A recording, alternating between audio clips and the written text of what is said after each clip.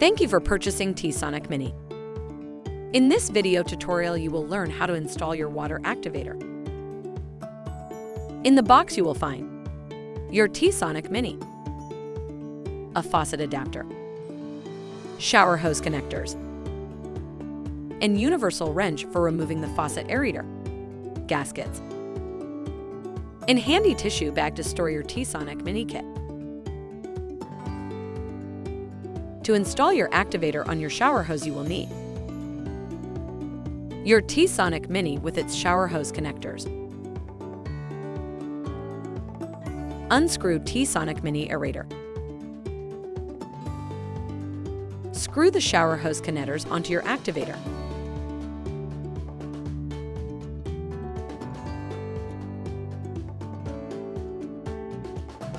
unscrew the shower hose from the faucet,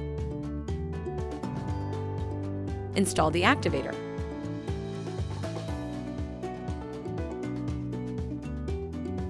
Screw the shower's hose onto your T-Sonik Mini.